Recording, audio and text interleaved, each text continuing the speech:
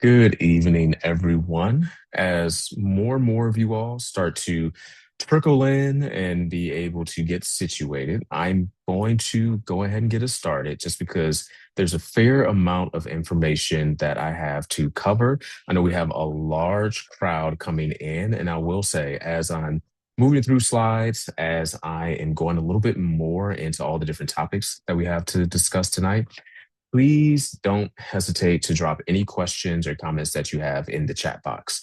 I'm definitely going to make sure that even with all the information there is to cover, I'll save at least about 15 minutes or so before the end of the hour to answer any questions that you all have. There should be a feature to just go ahead and drop them in the chat box, or if you have a question that you want to ask anonymously, that also is a feature that you can utilize. So again, because we have a lot to go through, I'll go ahead and get us started because tonight, we're talking about unpacking highly selective admissions, which I'm sure is everyone's favorite conversation of choice. But yeah, I'll try my best to make sure that this is informative, a little bit more lighthearted as opposed to doom and gloom than when you talk about how competitive some of these colleges are. And again, as you're going through the presentation tonight, don't hesitate to drop any questions. I want to make sure I'm answering everything that you all are curious about. So without further ado, let's go ahead and get started. Of course, my name is Justin Clark. I'm not only a full-time college counselor here at Galin, but I'm also our associate director of the counseling team. I've been working with students in the college application process for over 12 years at this point, right out of undergrad. I'm a proud alumni of Northwestern University, go Cats. Right out of undergrad, I immediately went into my role in the undergrad admissions department. I was one of our assistant directors of recruitment. Particularly, I own the Northeast and our Mid-Atlantic territories. So on any given year, I was recruiting, reviewing, and admitting roughly about 10% of our incoming class. So I've read thousands upon thousands of different applications and decided a lot of good outcomes and some more challenging outcomes for all the students that I've seen throughout my tenure. I'm originally from the Chicagoland area, but I'm a new transplant to New Orleans, so I'm having much warmer weather than I think the majority of the country is right now. And again, I'm really excited to speak with you all tonight and also be able to work with these amazing students that we have here at Gallup. So today, we're going to be discussing, of course, setting the scene with the background and kind of the definition of what highly selective means nowadays, because a lot of things have changed and they change quickly in the world of admissions. We're going to go through how academics are read and also what role they play in highly selective admissions, everything outside the classroom via students' extracurricular activities, what essays are, what they're looking for at each different universities, and kind of the things that can be interpreted when you're applying to one of these highly selective schools, the X factors, the things that aren't necessarily talked about, but we know that exist when decisions are made and how to kind of navigate those, honestly, as an applicant and as a family and as parents. Then, of course, again, I'm going to try my best, knock on wood, to at least leave about 10 to 15 minutes for questions and answers. And again, please leave those as we're moving through each of these slides. So let's go ahead and get started. First, I wanted to set the scene. Um, this is a recent data gathering and kind of research initiative from a lot of different universities where you're thinking of the highly selective that we're going to be discussing today, the moderately selective, the top 100. It was a very large sample pool, but this is the percentile breakdown of really how important and how impactful are the different factors that go into a student's application across the wide swath of universities and colleges that came into this research experience. So as you can see, high majority of these universities said that the foundational academics, your high school grades and college prep courses, so those are your key courses in English, social studies, math, a lab-based science, and also a secondary language. Those are pretty much sitting at the top of the hill in regards to having considerable importance in whether a student is being accepted or not. And those walk hand in hand with the next two out of the top three, as expected, your total high school grades. So not just in your college prep courses, but in your electives, any graduation requirements, band sometimes can play into that. And that also goes into what's your GPA, whether weighted or unweighted, and also the strength of your high school curriculum. Because they don't just want to see you making sure that you're taking all of your core classes throughout your 4 years of high school. They don't just want to see that you have a strong weighted and unweighted GPA. They they also want to make sure students are progressively challenging themselves within the available courses at their high school from the time they walk in as a wide-eyed freshman to the time they're graduating, as a 12th grade student, ready to head to the college of their dreams, hopefully. So those are the top three that kind of come together. But outside of that, you kind of see all the different aspects that go into your application. Positive character attributes that are usually garnered from your writing samples, your letters of recommendation, and also the things that you're doing outside of the classroom. Your essays and your writing samples are pretty integral as well, because for a lot of students, your essays, your writing, your voice as a young adult is what takes you from just another number in a sea of thousands of applications into being a little bit more unique, being able to showcase who you are and who you hope to be as a young adult at this current moment, and actually making a humanistic connection with the random stranger in the admission office on the other side of the screen that's going to be reading your application. And then the others are still important, but not as important. Some universities, usually larger flagship universities and colleges, are very interested in a student's actual interests in attending to make sure that they are actually going to be interested in going there if they're offered a seat in the upcoming class. I'll talk a little bit more about your counselor recommendation, your teacher recommendations. Those really reflect the student's impact outside of their own voice, because all students should think they're amazing. As college admission officers, they want to make sure that everyone else thinks you're just as amazing and kind of line up with what your story is. And then your extracurricular activities. Again, that's everything that exists outside of just the classes, you're testing the foundational academic areas. So that's just a breakdown of kind of what's important to these selected universities and these universities across the nation. Now, when it comes to defining what highly selective actually is and means, things have definitely changed, as I said. Nowadays, and even back then in the 90s, I would say that highly selective is going to be any college or university that is accepting 20% or less of their applicants. Now, in the mid 90s, it was a solid amount of universities and colleges, but not huge. And a lot of these are universities you would expect to be on this list, whether it's the Ivies, like a UPenn, a Harvard, for example, whether it's the super STEM oriented and competitive, like a Caltech and MIT, whether it is the kind of dream destinations where you have high academics, but you also have D1 athletics and social life at like a Duke, for example, or even some of the smaller liberal arts universities like a Swarthmore and Amherst. Again, they're the ones that everyone kind of knows when they hear their names, and they come with a certain level of panache and also impressiveness because they are so selective. Now, that was in the mid 90s. Jump to today, this list has grown quite a bit, right? So you still have some of the players you would expect, whether it's Cornell, an MIT, a Georgetown, for example. But there's probably some that have jumped to this level that 30 years or so ago were not on this list. I'm thinking of Boston College. I'm thinking of Georgia Tech. I'm thinking of Tulane. I'm thinking of Pomona. I'm thinking of Denison, for example. A Mellon, a UVA. All of them have always been strong academic institutions, but because of rises in number of students applying, rises in number of students applying to their specific universities, and also just how much more selective they are becoming in response, there's definitely a larger swath of universities that may have been a bit easier to get accepted to, or a bit more reasonable, at least, that now are some of the top in terms of their competitiveness. So the landscape has definitely changed. And again, today and tonight, I should say, is all about being able to give you all the tools to understand how it's changed and what these type of universities are actually looking for.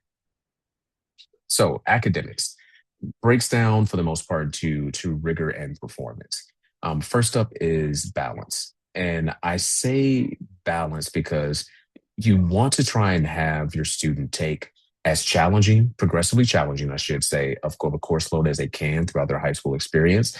But you have to balance that with time management, stress, and also equally as important, their GPA, because colleges don't want to see a student that maybe has maxed out all the APs in their high school, but then they only have a 3.0 GPA, or even worse, a GPA in the twos. That starts to speak towards, would they have been better off if they maybe had a more a balanced and less rigorous course load? Or are they able to handle the courses, but maybe they're just not inspired?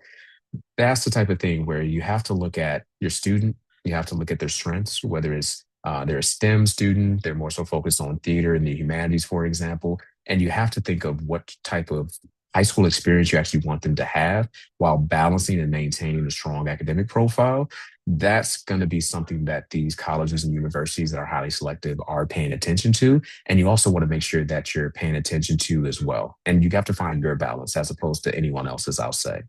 Also, you want to think about your course progression, not just from trying to take more and more challenging courses in every single year of high school, but the progression that universities are going to be expecting to see with a particular focus, I will say, being placed on the math sequencing. You at least want to be taking your algebra 2, your pre-calc, and your calc. And this is a pretty standard type of academic and math sequencing that you'll find for most high school students as the expectation over their 4 years. Now, of course, there's going to be caveats. Some of the most intense and really impressive STEM and engineering students I've worked with have routinely gone above the level of just calculus in their math, for example. It's really a combination of, again, what's going to be balanced and what's going to be good for your student holistically. Also, making sure that you're at least aiming to either hit this standard math sequencing or be within striking distance of it, depending on what your major may be. And also making sure that you're taking into account what's actually offered and available as far as the curriculum and the academic resources at your high school, because every single student is only going to be evaluated based off of what they've been able to do with what's available to them. No high school is going to be compared to the high school across the street, across the city, across the country, for example. That's just wouldn't be fair. So, in terms of that progression, you want to make sure that you're thinking about it within the context of the school that your student is actually in.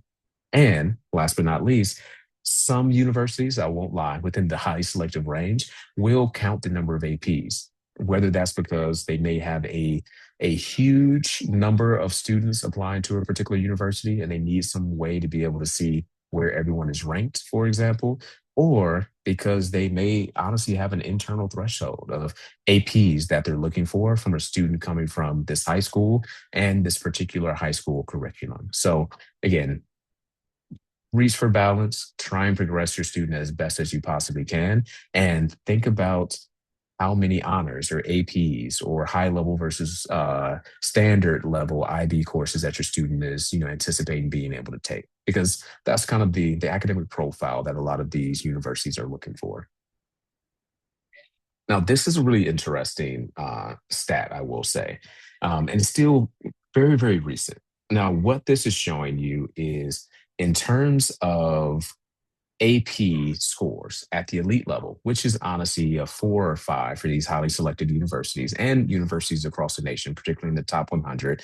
It shows you over a 10-year period the raw numbers of new freshmen who in each particular area were scoring at a 4 or a 5, and particularly how, depending on the area, competitive it is in terms of the percentage of students nationwide scoring these exact same scores. So let's take, for example, the Calc AB AP test.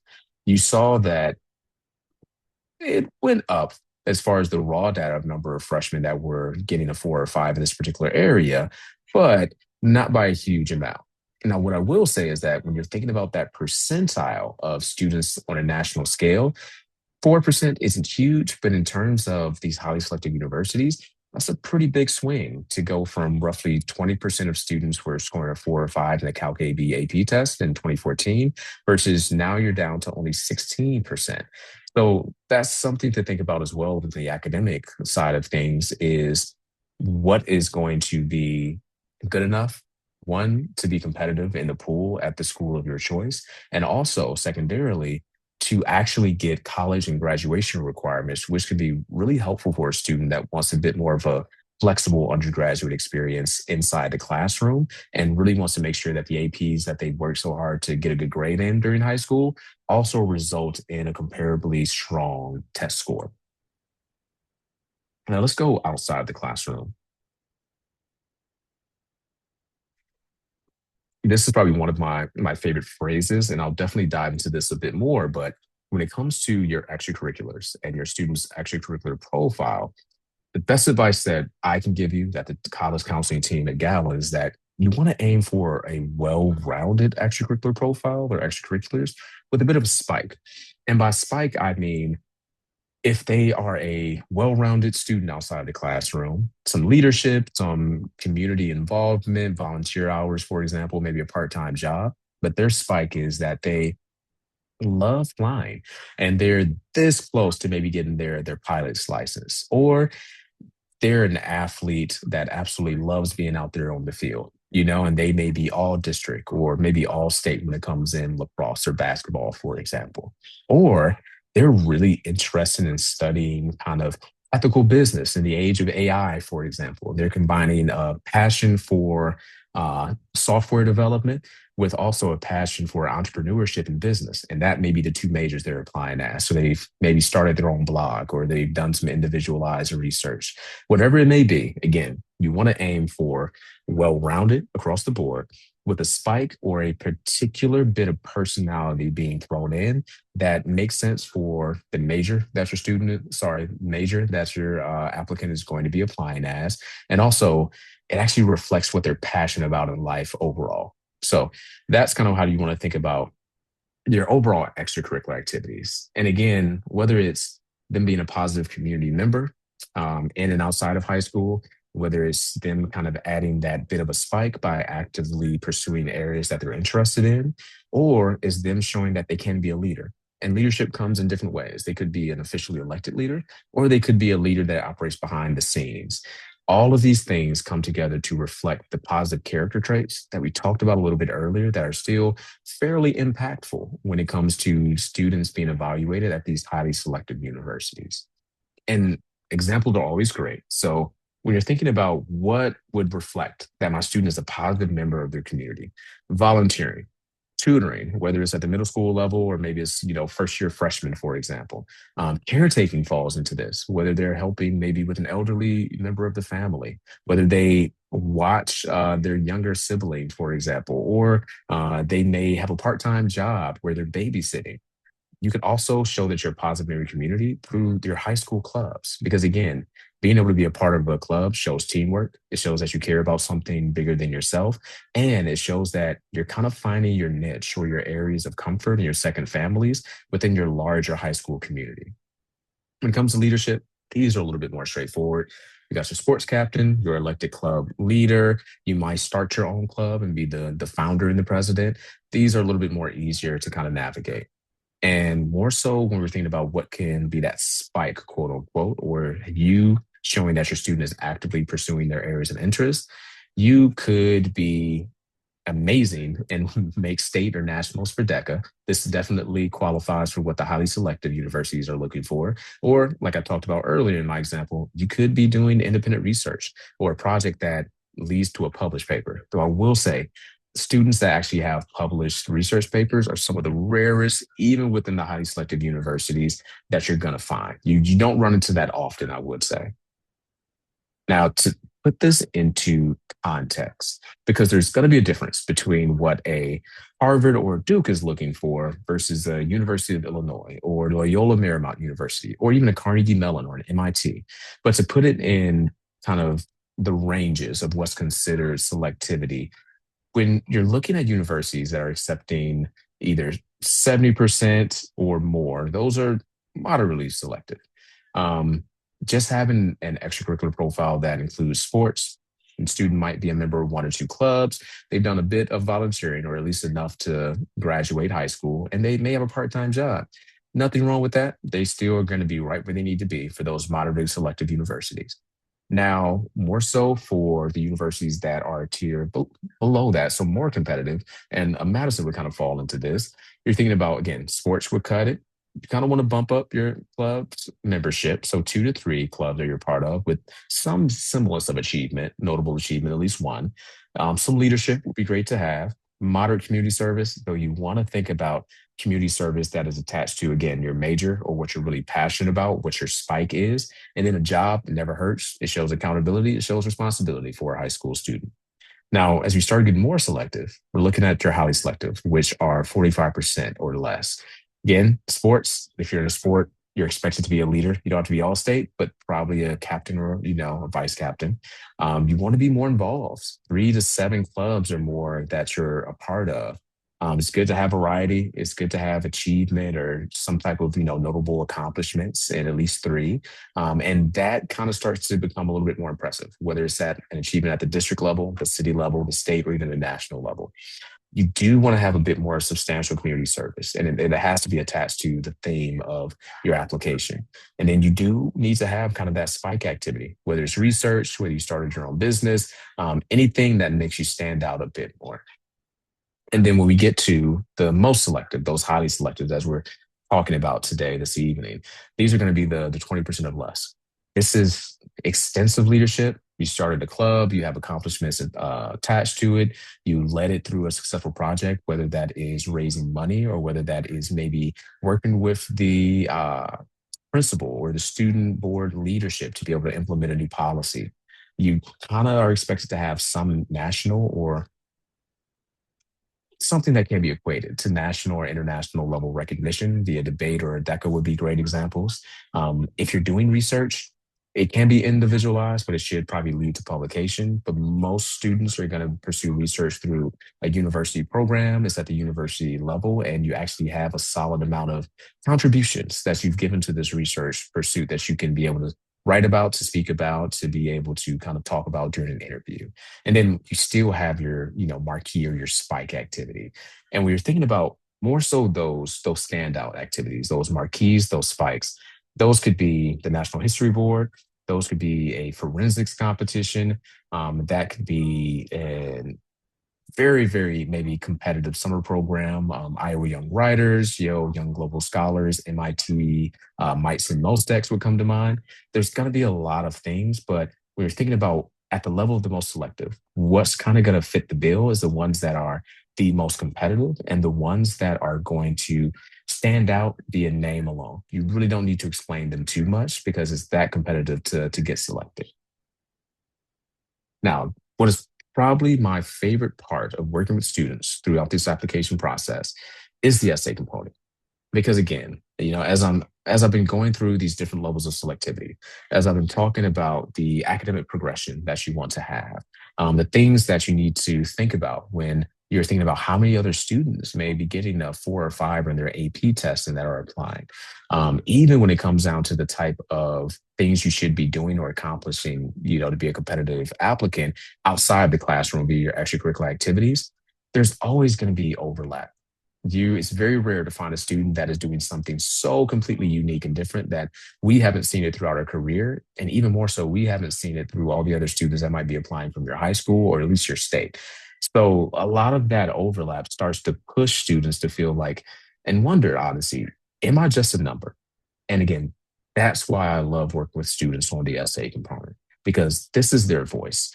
Regardless of what overlap may be on your AP tests or, you being the captain of the soccer team, you're the only one, and these students are the only ones who have lived their life up until this point.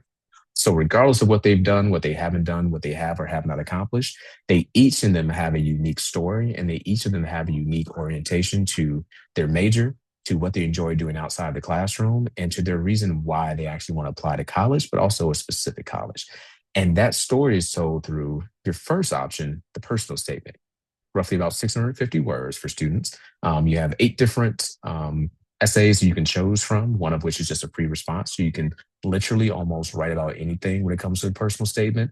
But I like to describe the focus of the personal statement to my students as think of this as an elongated elevator speech. If you had to either tell a story, if you had to share a hurdle or failure that you had, if you had to think about a moment in your life that you kind of transitioned from a child into a young adult, again, you can write about anything, but anything that you write about has to tell the reader who you are, what you care about, and kind of how you've become the young adult that you are. Because remember, these are strangers on the other side of the screen that don't know your story, don't know the larger why that you chose to apply as a pre-med student or a bio or a chem, for example. And they're looking to kind of get a sense of who you are through 17 to 18 years of life up until this point in a very condensed paragraph. Sorry, series of paragraphs, I should say. So again, the personal statement allows students to share their voice, tell their story, and do it in a solid enough amount of runway via the word count, but still it's not expected to be a biography. And then you have your supplementals, which for the most highly selected universities are very, very important. Most of any university, even the highly selective ones, are going to have a bit of overlap. Whether it's the standard, why are you applying to our college? Because every college university wants to feel like the most special one in the world, right? Whether it's the why are you applying as this major? What's a failure that you've had to overcome and that you've learned something from throughout your high school experience? If you could talk about anything for 24 hours straight, what would you talk about? And believe me, the more highly academic, highly intellectual of a university that exists in the highly selectives, the weirder and more interesting, I guess I'll describe them as the supplemental essays and their questions that they're asking get. But these are the two combinations, again, that play an impactful role in the type of things that these universities, these highly selected universities, are looking for, and also act as the best opportunity for a student to own their story, to own their progression, and make themselves stand out outside of the academic and their extracurriculars that are bound to have some semblance of overlap with the other thousands of students that are vying for the same seat in the incoming class. Now, on to the X factors, which often, unfortunately, don't get talked enough by my colleagues at the universities. One of the X factors that can pop up, whether it's going to be an advantage for you and your student, or it's going to be something that you might have to wrestle with when you don't get good news, is being an athlete. Whether it's at the D1, D2, or D3 level, athletic recruitment, whether it is an official recognized scholarship athlete or it's a preferred walk on, can oftentimes be the thing that decides, a yes from a no, an acceptance from a denial. And it's good for anyone who is either thinking about maybe going into some type of athletic recruitment to start to ask questions early, to really have those difficult but honest conversations with any coaches or programs you might be interested in or already speaking with towards, am I going to be a scholarship athlete? If I am recruited as that, what are the grades I need to have? What are the test scores I need to have? Do I still need to do the standard application? Am I guaranteed acceptance? If I'm a preferred walk on, what does that mean? Do you actually have any influence within the decisions that are being made by the admissions department? These are the conversations that, our athletes should start having or hopefully are already having with their universities and their coaches. And on the other side, if any students are not athletes, for universities that have successful athletic programs, whether it's at the D1, D2, D3 level, and so on and so forth, there's going to be a sizable percentage of students that are kind of either automatically granted seats or, again, have a bit of a finger on the pulse of the admissions department. And those are going to be seats that are not available for non-athletes. So it's something to think about as an X factor of maybe why you won't be getting some good news from some of these selected universities. Also, even though this is consideration, I'll describe it as, that isn't quite as prevalent as it was maybe 5 or 10 years ago. There are still universities that take into account and have some impact towards a student's legacy status, whether that's in their immediate family, whether that's in maybe, a grandparent, for example. There are some universities that love to see that legacy continue and love to have 5 generations of Notre Dame alumni, or for my example, 3 or 4 generations of Northwestern alumni, because it's great marketing, but it also speaks a little bit to the integration of the love for and the understanding of the university at a very young age. And they feel more comfortable that you're going to be able to be a great fit in their community and kind of reflect the type of student that they want on their campus too.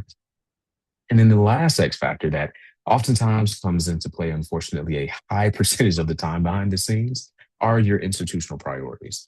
I'll never forget that there were some years in Northwestern where I probably have 35 or 40 seniors from the same school applying. I probably can tell you, guarantee you, 85 to 90% of those seniors who are qualified in and outside the classroom and via the stories, their bigger why that they communicated through their essays to be a Northwestern Wildcat. But because of different institutional priorities, whether there was a new program being brought out this upcoming year in the engineering department, and I just got off of a meeting with the dean, we need X number of students from these particular states to represent this program.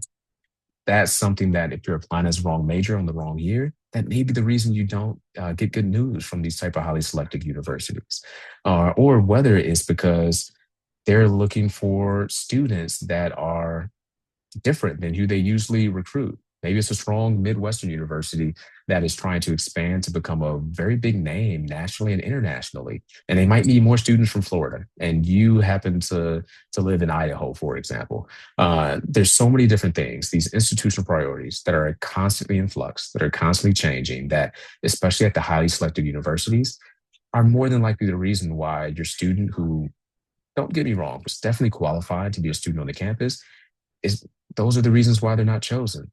And unfortunately, these are the unknown knowns that you kind of have to be at peace with as you're going through this process of admissions and applications, especially at the highly selected universities, that you may never know what specifically is a reason that you don't see good news. But it's something that you should be thinking about, particularly for these highly selective admissions processes. So before we go to answer questions, I wanted to give you all kind of a heads up of some other either parent series chats or just webinars I think are going to be really interesting and that are coming up for Gallon.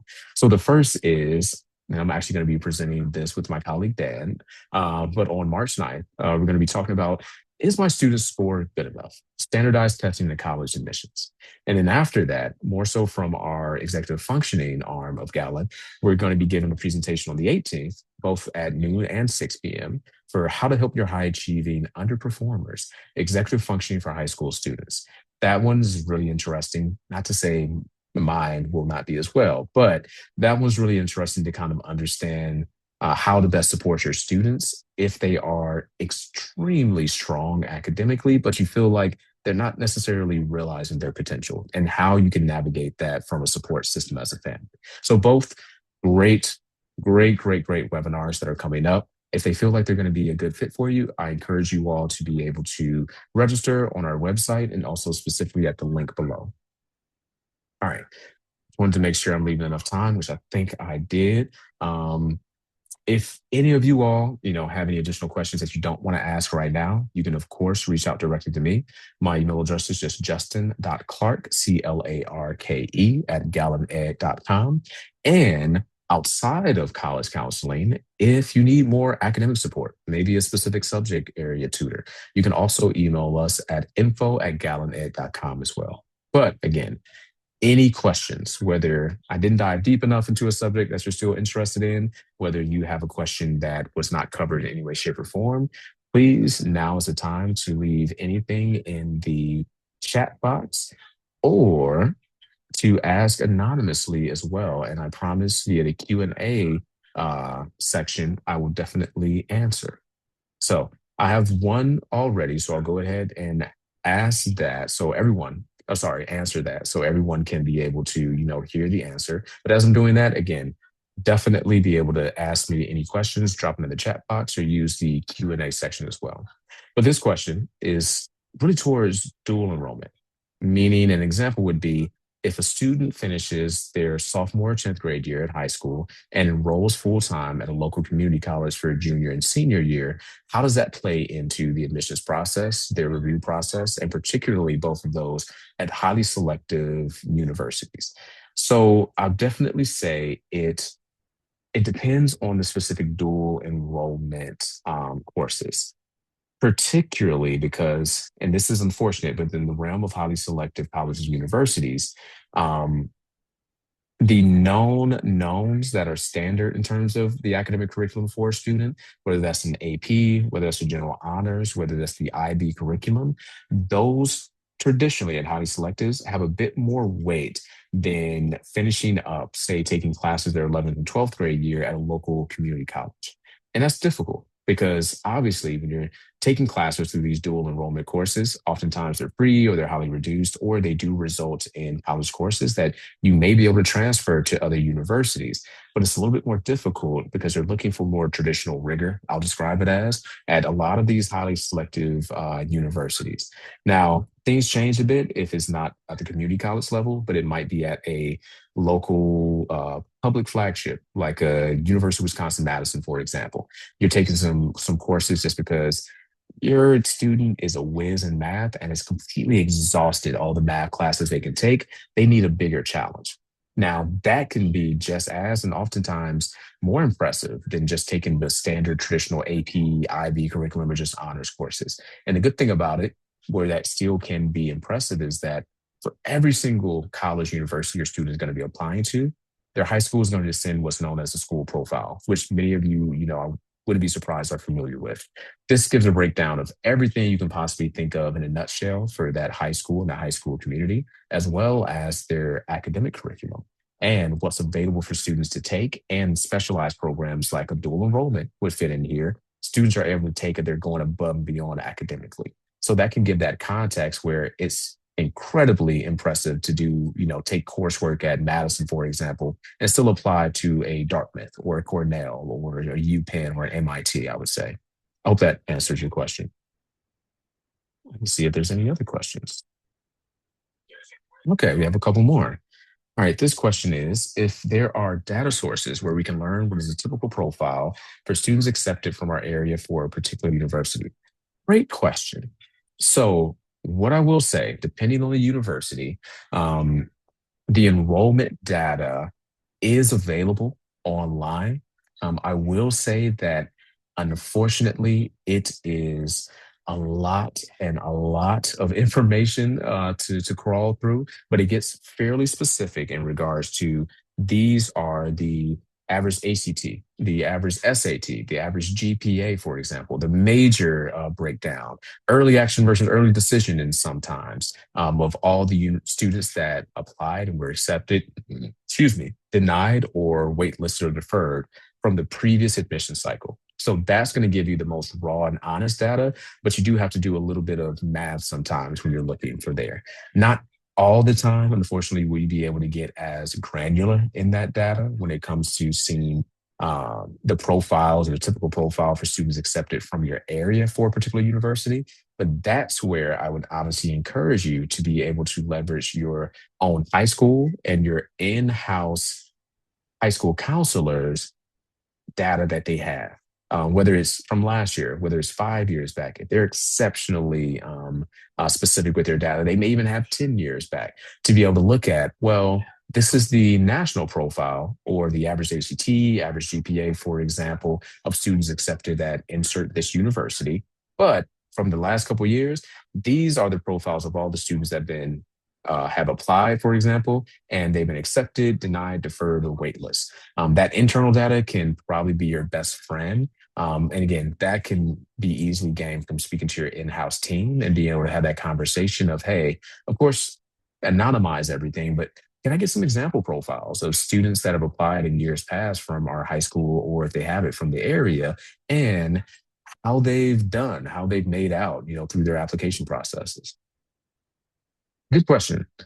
The next question I have is, can I talk about what a spike looks like in debate, for example? Yeah, so I would say debate's going to be a bit more interesting. Of course, it is not as straightforward as I would say as athletics, where if you're, all district, if you're all state, if you're an all American, for example, it's easy to kind of categorize those.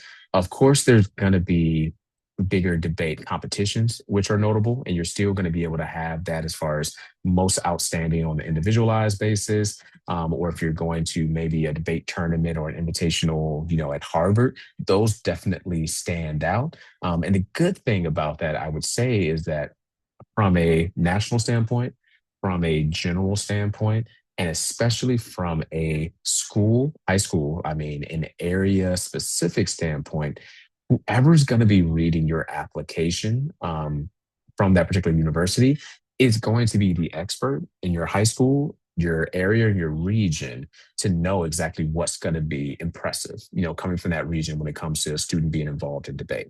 And I say that because, again, when I was at Northwestern, I was our director regionally for the East Coast and the Mid Atlantic region.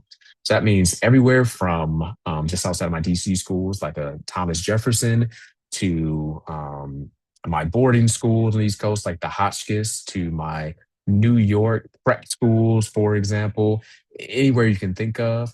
I traveled there. I routinely read all of their applications. I spoke with students, I spoke with principals, I spoke with college counselors. I read through and knew all about their academic curriculum and what students were at the top of their ranking via GPA, or what's the average ACT I would see, or what's impressive or notable for students. Because there's some schools where debate is huge. And if you're a part of it, it's a pretty big undertaking and it's competitive.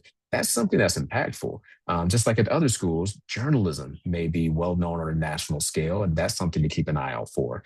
So I would say those are some examples of some spikes that you could have in debate. Those a little bit more individualized or team based. I've definitely seen some students that have started their own nonprofit to teach debate, for example, in under-resourced neighborhoods and schools, either in their own city or town or in nearby areas. And they've raised monies to be able to send them on trips, on tournaments, or just to be able to bring in maybe local faculty from local English departments to be able to, train them or mentor them. There's a lot of different ways of what that spike could be, but regardless of how creative a student may get, you kind of want to think about what they're actually passionate about and what they're going to learn through this particular initiative outside of just the individual accolades they can have. Hope that answered your question. Good question so far. Okay. Any other questions from you all? Okay, I have another question as well, and I'll go ahead and read it live. This one is towards what is the difference, or what about weighted versus unweighted grades? Coming particularly from a school that doesn't weight grades and hearing that is frowned upon and looks bad for the kids. I will say that again, that kind of goes towards the context of your director, your regional director, knowing your school.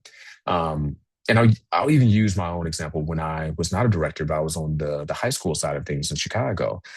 Previously was a college counselor at a very, very well known, private school, pretty competitive in Chicago. From our side, one thing that we didn't do was rankings. And I know it's different than weighted grades, but it sometimes looked like it would be frowned upon. But the directors of admissions who were reading for our students in particular, they didn't negate anything. They didn't put our students in, less advantageous manner compared to other schools in the city of Chicago. They just read them based on the context academically that they were coming from, and they were still able to see who is impressive in their graduating class, and who is able to meet the relative academic standards for the variety of highly competitive schools that our students apply to. And I say that to use as a parallel and as an example for the question of weighted versus unweighted grades. For a school that doesn't weight grades, you're just on a 4.0, as a former director of admissions, if I'm reading a group of seniors that are applying, I can look at the same seniors and they both have a 3.9 unweighted GPA at a 4.0, so near perfect. And I can still look at their academic curriculum that I review and see a clear difference between the student that didn't really challenge themselves, but they have a 3.9, versus the student that was maybe in that dual degree program, or the student that was almost exhausting all of the honors or the AP courses available, and they still had a 3.9. So I say all this to say that the directors of admissions who are going to be reading for your individual student and for the high school that they're coming from and understand that context are going to be able to see a clear difference as they're looking past the GPA and looking towards the content of the academic progression and the academic rigor that your individual student has, both individually and within the larger graduating pool of the seniors. I hope that makes sense.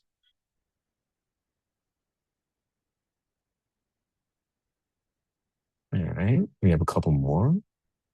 Oh, this is a very interesting question. You all have great questions this evening. This question is, if I have a sense of how a semester spent abroad in high school might be viewed by admissions committees. I definitely do. Again, both from the college side and also as former high school counselor. It really depends on the program. I've had some students that I've reviewed and also supported do more nature immersive semester abroads, and even though it was technically domestic, it's still considered a semester abroad. They were maybe still taking the same progressive coursework, but they were doing camping or they were doing wilderness exploring, for example. And I've had some students that have done a more traditional abroad where they are, going to France, for example, or they're going to the UK. It, It's just looked at another opportunity for a student to be able to academically take coursework.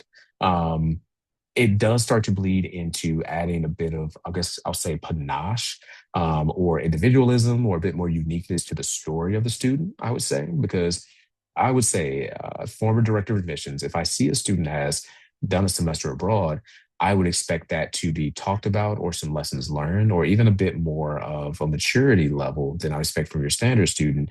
And that's going to be expressed via their personal statement, maybe, or at least one of the supplemental essays that my college university is going to be asking them. So I'll say that's kind of the impact in how a semester abroad is going to be viewed, both academically and more so towards the student's story and who they are.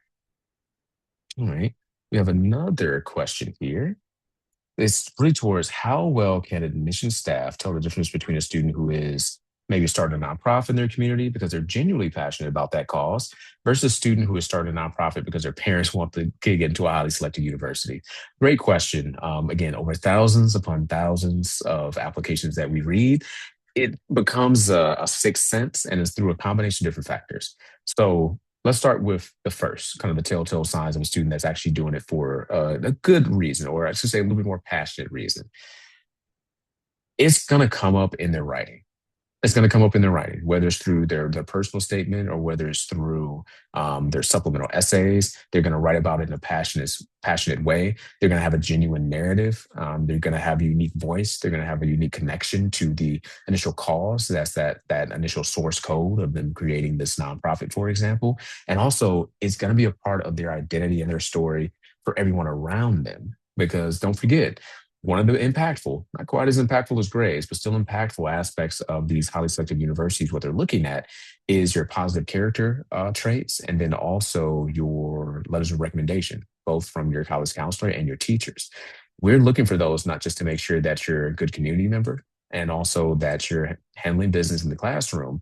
We're looking at to see some overlaps between, okay, the story of who you are, kind of the puzzle piece that you're starting to morph into is reflected not only from your own lens of the person living it, but the people around you, your teachers that you trust and you've chosen to write your letter of recommendation, your college counselor, which is should be the person that's able to see you from a bird's eye view in the classroom, out of the classroom. They know your family, so on and so forth. We want to see some overlap there between the same way you see yourself is also kind of the persona that you have within your school, within your graduating class. So those are some telltale signs that we use to make sure a student is actually doing it for the more passionate reasons. And also, I will say there is some thought given to when you start this nonprofit. Not to say that students can't be struck by inspiration the semester before they start applying to colleges or the summer before their senior year. It can happen, but again, that if it is on that timeline, the narrative is going to fit and it's still going to feel authentic and truthful. Now, for the latter, the students that they're just starting a nonprofit because their parents want them to get into a highly selected university, they are not going to be able to write about anything. If they're in an interview, they're not going to be able to speak towards that, initiative with clarity, with passion, with an honest answer. It's going to be very, very obvious. And some of that also comes from the timing. If they aren't able to clearly articulate themselves or speak with passion, and they started this nonprofit, this rising senior summer before they hit the fall, it's very easy to pick those out. And I will say too, I've unfortunately had students where they started this because their parents wanted them to get into a highly selective university, and then the parents helped out with their writing. I will tell you, uh, especially at highly selective universities, my former colleagues, us of us working at sub 20%, sub 10% acceptance universities, we can very clearly pick out the difference between even a helpful adult voice versus one that still, while polished, intellectual, and passionate, sounds like what you would expect from a 17 or 18-year old. So it's a bit easy. And again, it's something that comes with a lot of experience, but it almost becomes kind of a sixth sense for these highly selective directors of admissions and admissions officers. Really good question. Yes. I know we're starting to get towards the end of the night, but did anyone have maybe one last question to ask before I let you all go and hopefully you're able to get some good dinner?